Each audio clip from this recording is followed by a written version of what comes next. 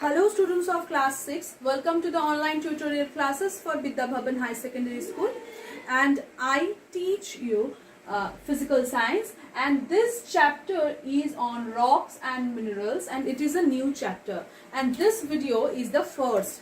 Okay, so first we have to learn that what are the different types of the rocks which are present. That we can see whenever we go outside, like rail rack, we can find many of the rocks, and outside of us, whenever we go for the hills, for going somewhere, like any visit any of the hilly station, we also can find many type of the rocks that were colorful rocks in there.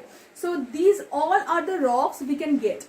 Okay, so the earth crust is actually made up of various type of rocks, and they are different from the size, colors, and the constituents, and many of their formation process is also different. Okay, so these type of the rocks can be classified by some terms like that. Rocks classification.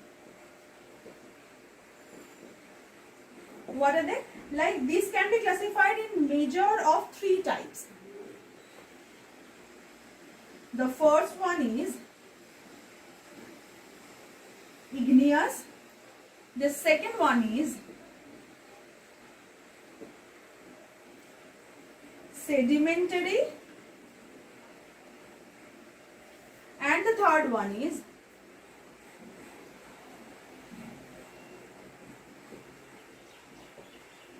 metamorphic. Okay, there are three kinds of the rocks, and we can classify rocks by these three terms. So first we will start with this igneous. Okay, so what is the igneous? The igneous word is a Latin word. Okay, that means fire. And we all know when the earth formed, it was in the molten state. It's like a fireball. And after that, their temperature goes down, and after that, the layers of the rocks form. Okay, after the molten state goes down, after the temperature goes down. So the clue of this fact that the rocks were originally very hot. It is believed that just after the earth was created, it was very hot and made up of molten rocks. In course of this time, the molten rocks materials cooled down slowly and became the solid rocks. Okay, so it is the main idea of the igneous rock. So let me erase this part, and then I will go for the definition of the igneous. Okay.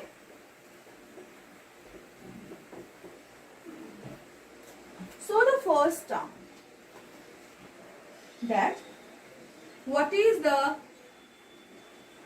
igneous rock, or you can say primary rock.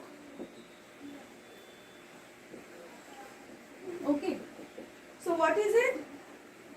The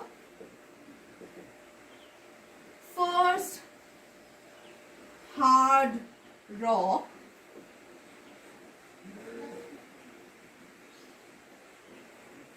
formed on or under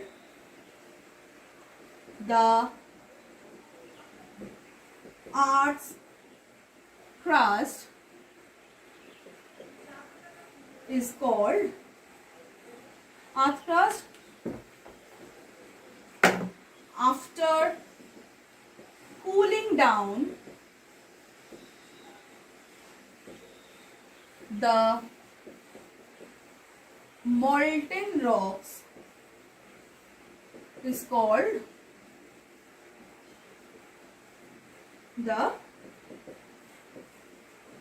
igneous rock or primary rock. So as the name suggests, you can understand that it is produced primarily. That is why it is called the primary rock. So you have this idea, you already get this idea in your geography paper, because it is on your geography, but also it have a science, that is why it is on your physical science also. So deep inside the earth, due to the increasing temperature and the pressure, the rocks remain in the molten state, which is called magma. The term magma is known by you, I know. So inside the earth, deep inside the earth, the rocks are in the liquid state, which is called magma. So now the igneous rock can be divided into the two parts. Okay. So what are they?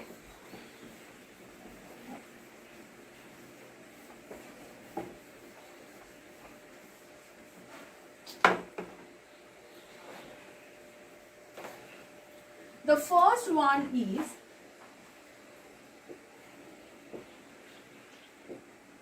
intrusive and the second one is extrusive.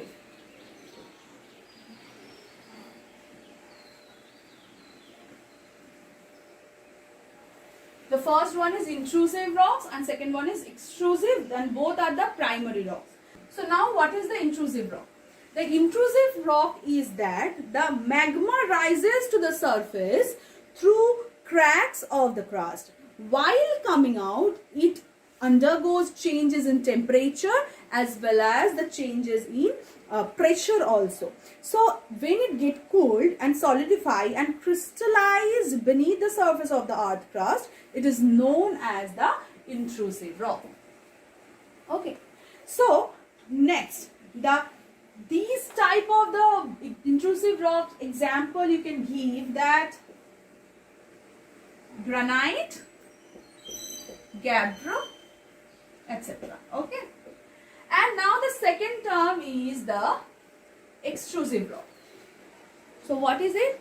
We know when the magma comes out from the earth, the cracks of the earth, the curves of through the crater of a volcano, and it is called the lava.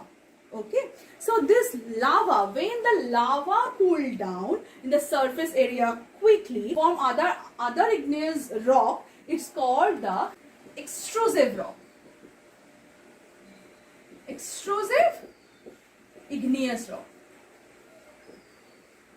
So let me give you some examples of the extrusive igneous rock like basalt and etc. Okay, so these are the very common rocks we can find out. Okay, so now let me give you some idea of these rocks. What are they? Like granite is a light colored igneous rock with grain large enough to be visible with the unaided eye.